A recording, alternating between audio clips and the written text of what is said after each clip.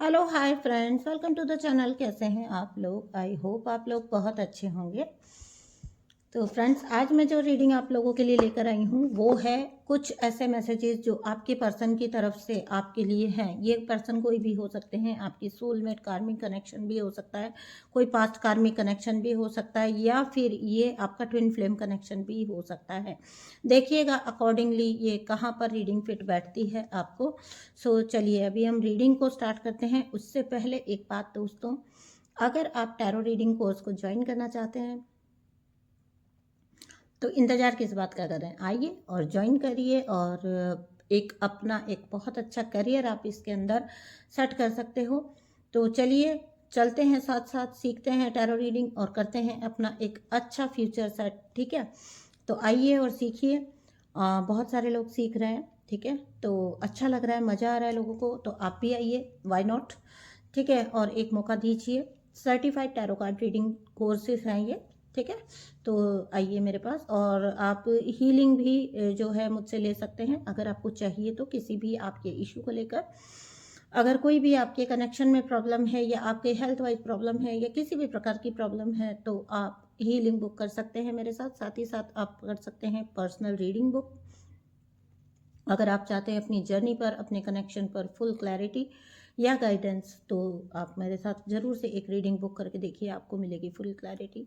So number जो है वो आपको टाइटल में मिल जाएगा, डिस्क्रिप्शन में भी मिल जाएगा। तो आइए व्हाट्सअप करिए, और हाँ, डायरेक्ट कॉल करना अवॉइड करिए प्लीज़, सो दैट ना मुझे इनकन्वीनियंस हो, ना ही जब मैं ना उठा पाऊँ तो आपको भी बुरा ना लगे, वो चीज़ बुरी फील ना हो। तो कोशिश करिए कि आप व्हाट्सअप ही करें, बिकॉज कई बार सेशंस चल रहे होते हैं, रीडिंग चल रही होती है, तो each and every time this is not possible for me to take calls ना, तो कॉल्स नहीं ले पाते हैं। सो आप प्लीज़ प्लीज़ प्लीज़ व्हाट्सअप करिए। तो चलिए अभी हम देखना स्टार्ट करते हैं कि क्या है आपके पर्सन के मैसेजेस। आप लोग नो कॉन्टैक्ट सिचुएशन में हो सकते हैं। सो देख लेते हैं कि चाहे नो कॉन्टैक्ट सिचुएशन में, लेकिन करंटली आपके पर्सन की एनर्जी आपके लिए क्या है, आपको लेकर क्या है, आपके साथ अपने कनेक्शन को लेकर क्या है, ये मैं देखना चाहती हूँ इस रीडिंग के थ्रू। प्लीज़ यूनिवर्स बताइए क्या है मेरे व्यूअर्स के पार्टनर की करंट फीलिंग्स क्या है। देखिएगा सारे कार्ड्स आपके लिए नहीं हो सकते हैं, जो आपकी सिचुएशन पर मैच करे प्लीज़ वही करिएगा। और अगर कोई पॉजिटिव कार्ड आते हैं तो मैं आपको पहले ही बता दूं कि प्लीज़ एनर्जी को क्लेम ज़रूर कर लीजिएगा, ठीक है।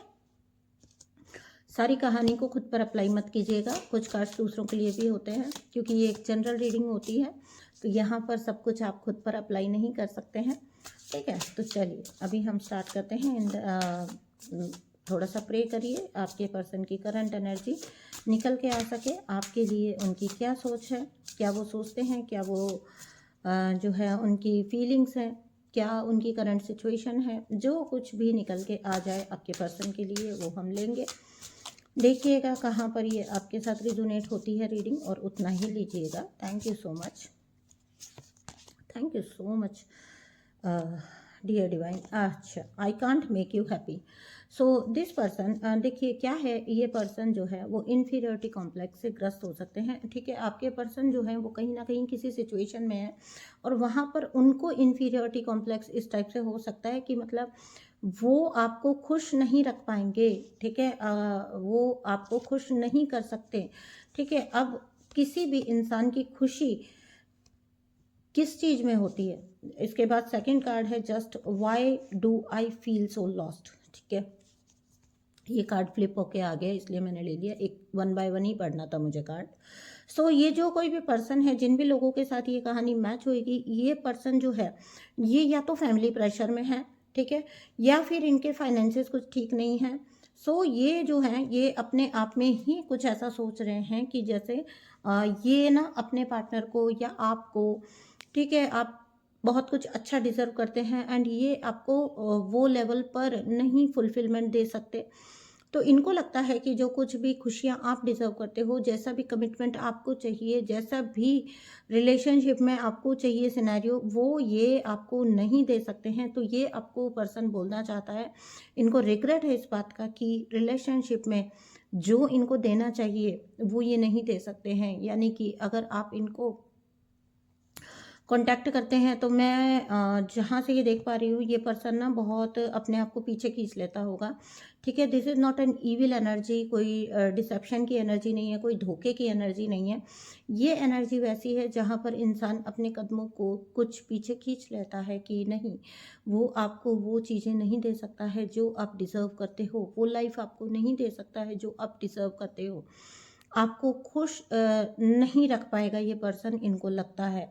अब ये किसी भी प्रकार से हो सकता है, शायद इनके फैमिली डायनामिक कुछ ऐसे हों जहाँ पर कार्मिक सिचुएशंस हों, बहुत ज़्यादा थर्ड पार्टी सिचुएशंस हों, या फिर मनी वाइज ये पर्सन अपने आप को जो है कमज़ोर पाता हो, तो इसको ये लगता हो कि ये आपको जो है आप जो डिज़र्व करते हो वो खुशी ये नहीं दे सकते हैं, ठीक है।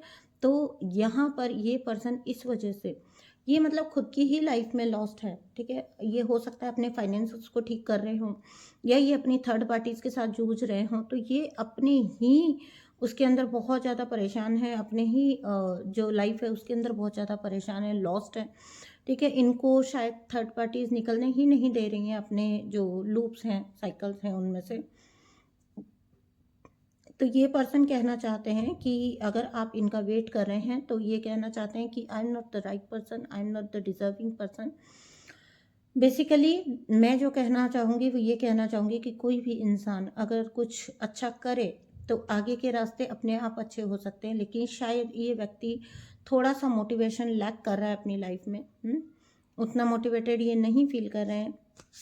दैट्स वाई ये बोल रहे हैं कि इनको नहीं लगता कि ये आपको कभी खुश रख पाएंगे, और आप जो हैं इनको लगता है कि आप डिज़र्व करते हैं दुनिया की सारी खुशियाँ, दुनिया की सारी जो जितनी भी ब्लेसिंग्स हैं, जितनी भी खुशियाँ हैं, जितना भी प्यार है, वो आप डिज़र्व करते हो। आप एक प्योर एनर्जी हो, और ये नहीं चाहते कि आप इनके साथ आओ और आगे की जो लाइफ है उसमें सफ़र करो। सो बेसिकली जिन किन्हीं के भी पार्टनर के साथ ये रीडिंग मैच हो रही है वैसा ही लीजिएगा, ठीक है। ओके, नेक्स्ट कार्ड देखिए। कैसे तुम मुझे माफ़ करोगे? How could you ever forgive the mess I have made. ठीक है, मैंने जो तुम्हारी लाइफ में मैस क्रिएट कर दिया है, क्या तुम कभी मुझे उसके लिए माफ़ कर पाओगे? मतलब मैंने तुमको एक कनेक्शन में लेके गया और उसके बाद after that I left you, तो मैंने एक तरह से तुम्हें, देखिए ये पर्सन गिल्ट में भी है, शेम में भी है, इन्फीरियरिटी में भी है, ठीक है। तो क्या तुम कभी मुझे माफ़ कर पाओगे? मुझे पता है मैंने तुम्हारी ज़िंदगी को बहुत उलझा दिया है, मुझे पता है कि मैंने तुम्हारी लाइफ में बहुत सारा मेस क्रिएट किया है। Now this person wants to ask you कि क्या कभी ऐसा होगा कि आप मुझे फॉरगिव कर पाओगे?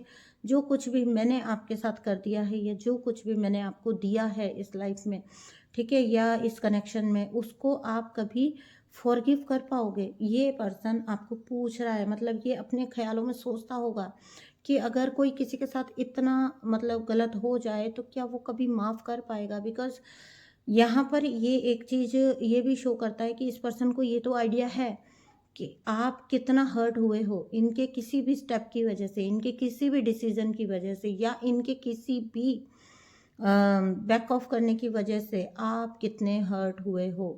ये सेपरेशन आपके लिए कितना पेनफुल है, ये इस पर्सन को आइडिया है। और अच्छी बात ये है कि ये पर्सन डिनाई करने की बजाय उस चीज़ को एक्सेप्ट कर रहा है कि हाँ, उनको पता है कि इन्होंने आपको जो है हर्ट किया है, और आपकी लाइफ में बहुत सारा भूचाल लेकर आए हैं। मैस जिसको कहते हैं कि एकदम कियोटिक सिचुएशन, जहाँ पर आपको शायद समझ भी नहीं आ पाया होगा कि आपकी गलती क्या है ना? ये पर्सन बिना क्लैरिटी दिए आपकी लाइफ से चला जाए, या फिर ये पर्सन कोई एक्सक्यूज़ बना दे कि मुझे ये सो एंड सो मेरे रीज़न्स हैं, ठीक है? और उसके वजह से आपकी लाइफ में आपने जो केओस फेस किया, आपने जो चीज़ें फेस की, उसके लिए क्या आप कभी इसको माफ़ कर पाओगे? This person is asking for your forgiveness. तो आत्मा से, दिल से इस पर्सन को माफ़ कर दीजिए, बिकॉज़ ये पर्सन शर्मिंदा है अपने किए पर, और जब कोई दिल से शर्मिंदा होता है ना, तो उसको माफ़ कर देना बनता है, ठीक है ना? तो फॉरगिव कर दीजिए। जो कुछ इस पर्सन ने किया, इसको उसका पछतावा है। जो कुछ इस पर्सन ने किया इसको उसका एहसास है, और सबसे बड़ी बात यह है कि ये पर्सन डिनाई नहीं कर रहा है, बल्कि ही और she is asking for forgiveness. ठीक है, तो ऐसे में मुझे तो लगता नहीं है कि कोई ग्रज आपको होल्ड करना चाहिए, आप इसे माफ़ कर दीजिए। ठीक है, क्योंकि शायद इसके भी बस की नहीं होगी, जो चीज़ें हुई ना, जो सिचुएशंस बनी, वो इसके भी बस की नहीं होगी, ऊपर से हुई होगी। तो बहुत सारा, देखो ये पर्सन है तो मजबूर, जो मैंने पहले भी आपको बोला कि थर्ड पार्टी कार्मिक ट्रैप में है ये। Lots and lots of drama in this persons life. ठीक है, बहुत सारा ड्रामा है इस पर्सन की लाइफ में, जो थर्ड पार्टीज क्रिएट कर रही हैं और इस पर्सन को लिटरली सफ़र करवा रही हैं। And this is the reason कि ये नहीं चाहता कि इसकी वजह से आपकी लाइफ में कोई सफरिंग आए। ठीक है, आपकी लाइफ में कोई परेशानियां मैनिफेस्ट हो या आए। ठीक है, तो इस प्रकार की किसी भी ड्रामा से ये आपको दूर रखना चाहता है। इसको पहले ही पता है कि इसने ऑलरेडी ही आपको दुख पहुंचाया है, और अब ये नहीं चाहता कि इसकी वजह से आपको अब कोई दुख हो आगे फर्दर।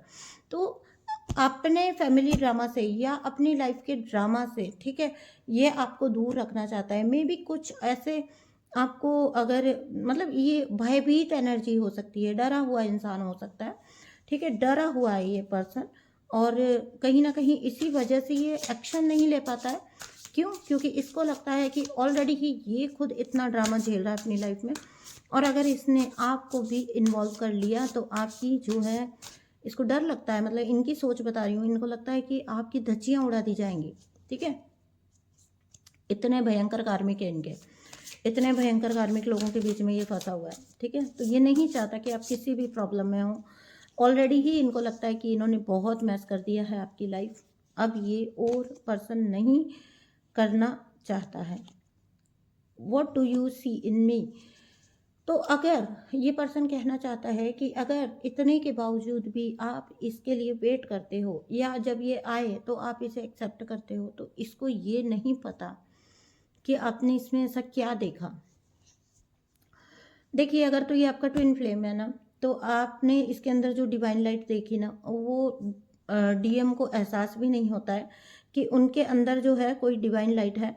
ठीक है, उनके अंदर कोई, वो डिवाइनली गाइडेड है, उनको नहीं पता होता है। ठीक है, और कार्मिक ट्रैप्स एंड ट्रिगर्स ये सब उनको नहीं पता होता है। तो उनके लिए सीधा simple, most of the DM जो आपको लग रहा होता है ना कि आपको तकलीफ दिए, दुख दिए, आपके साथ बुरा किए, मोस्ट ऑफ द डीएम से होते हैं ना, वो मजबूर होते हैं अपनी लाइफ में। ठीक है, वो ईविल नहीं होते, वो बुरे नहीं होते, वो मजबूर होते हैं। ठीक है, and most of the DM ये सोच रहे होते हैं कि जो उनकी डीएफ है, जो इतनी प्योर एनर्जी है, वो एक अच्छा पार्टनर जो है डिजर्व करती हैं अपनी लाइफ में, एंड दैट्स वाई वो बैक ऑफ कर लेते हैं।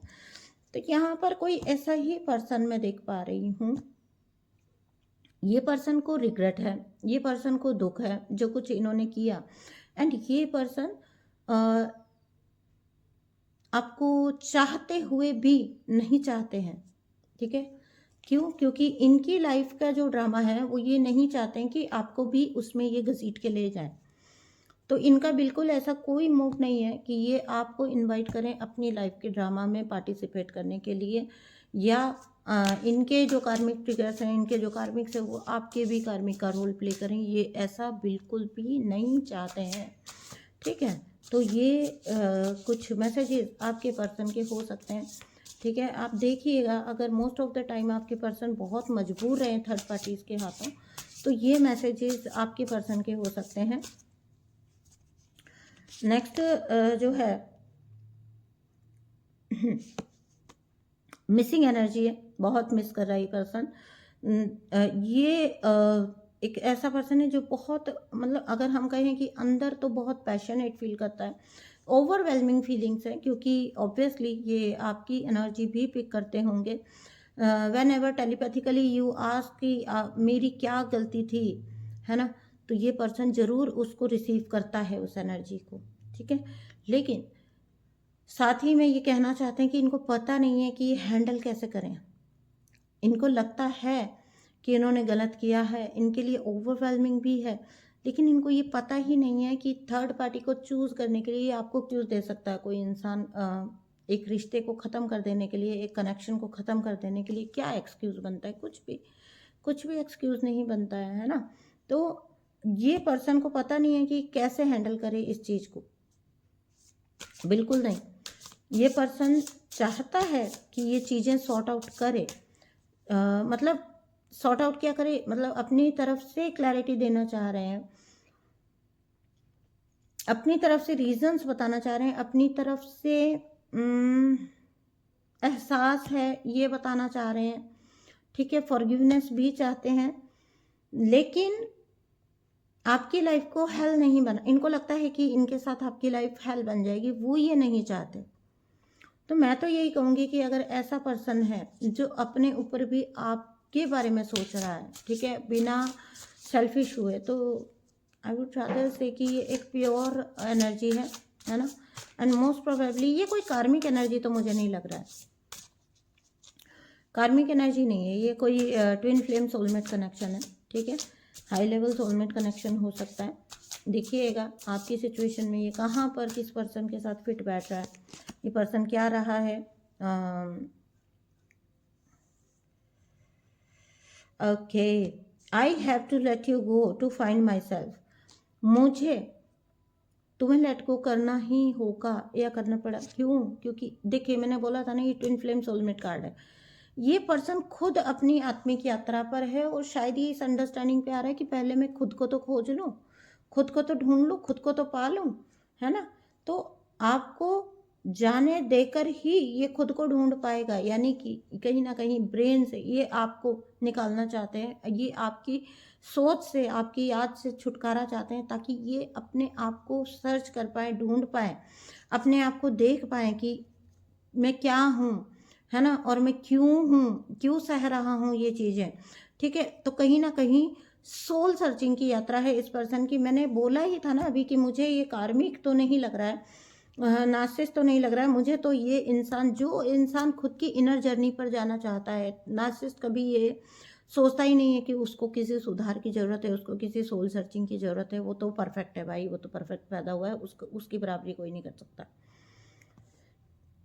ये एक इनोसेंट एनर्जी है, ठीक है। जस्ट इन्होंने जो चीज़ें की थी ना वो डिस्टॉर्टेड एनर्जी में की थी, लेकिन अभी के टाइम पर ये एक सोल सर्चिंग की जर्नी पर है और इनके कार्मिक बहुत हाई है। तो ये पर्सन के कार्मिक ट्रिगर्स जो हैं वो इतने ज़्यादा हाई हैं कि इनकी अपनी एक सोल ग्रोथ की जर्नी चल रही है, इनकी अपनी एक स्पिरिचुअल जर्नी चल रही है, और ये आपकी यादों से या आपके इससे ब्रेक चाहते हैं ताकि ये अपने आप को ढूंढ सकें, अपने आप को खोज सके। ये पर्सन ये ऐसा चाहते हैं, बोलना चाहते हैं। तो ठीक है ना, दीजिए इनको ये ब्रेक, एनर्जेटिकली इनको लेट गो करिए।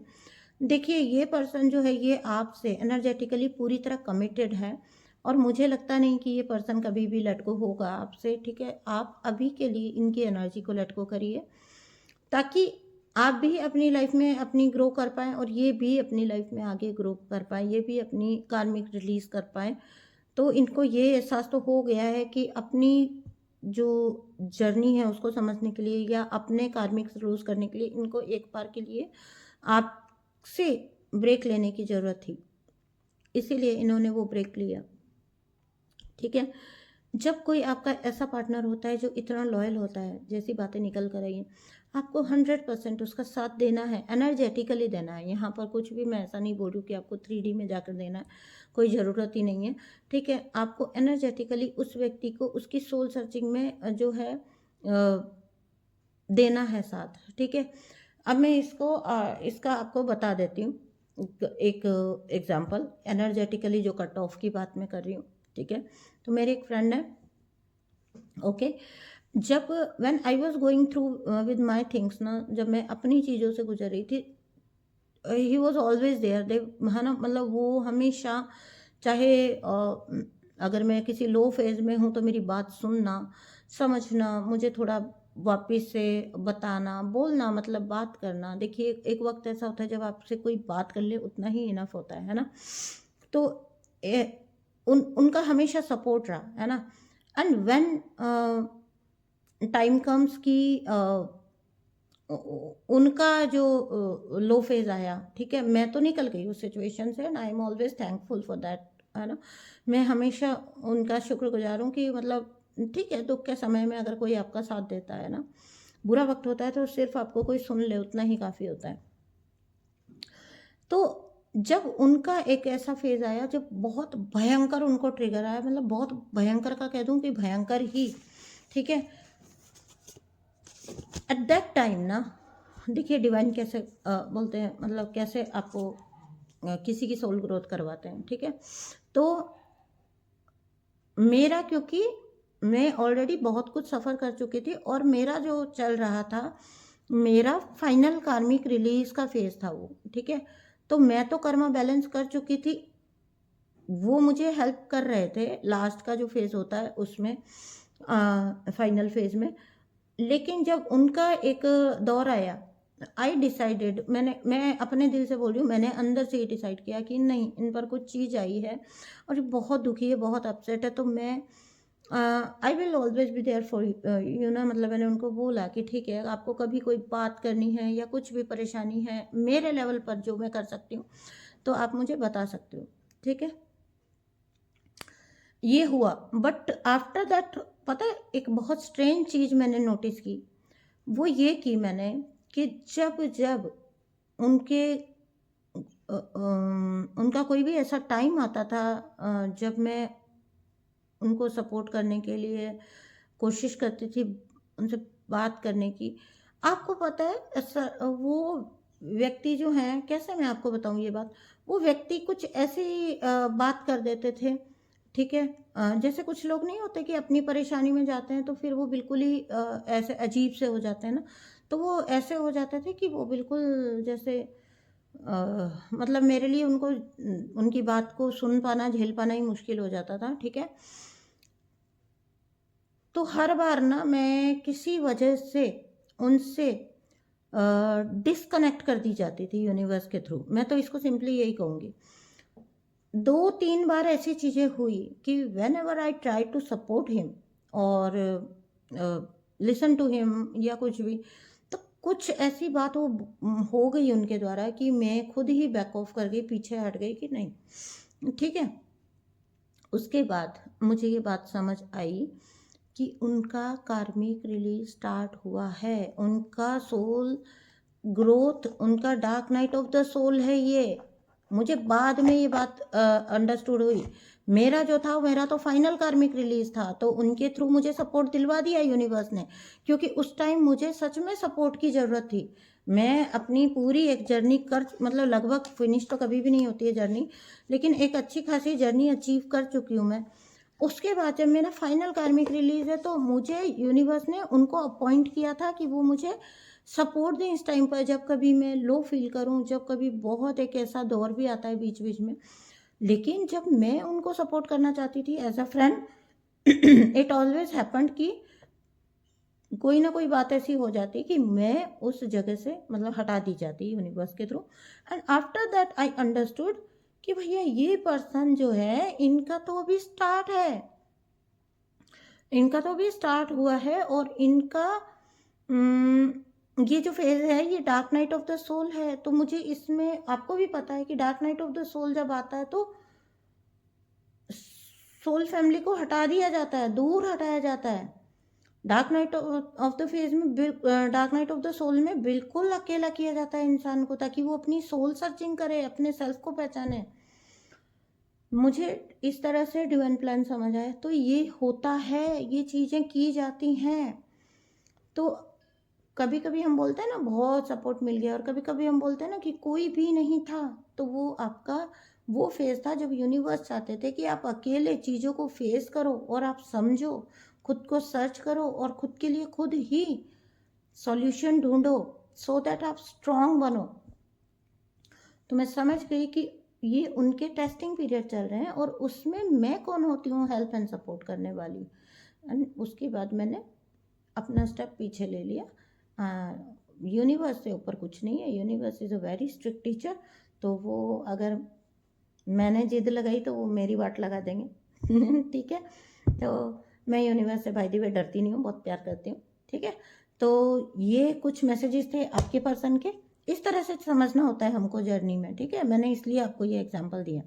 तो ये कुछ मैसेजेस थे आपके पर्सन के, आप देखिएगा आपको कहाँ रेजोनेट होते हैं, आप क्लेम करिएगा। आपके पर्सन की सोल ग्रोथ को क्लेम करिएगा, ठीक है। आपकी डिवाइन जर्नी में, आपकी ट्विन फ्लेम जर्नी में अपने यूनियन को क्लेम करिएगा और उनके कार्मिक रिलीज, अपने कार्मिक रिलीज को क्लेम करिएगा। मैं मिलती हूँ आपसे नेक्स्ट रीडिंग में, तब तक के लिए bye bye. Tarot card reading course को ज्वाइन करिए, रीडिंग बुक करिए मेरे साथ, पाइए अपनी लाइफ पे, अपनी जर्नी पे फुल क्लैरिटी, फुल गाइडेंस। मैं मिलती हूँ आपसे नेक्स्ट वीडियो में, तब तक के लिए बाय बाय।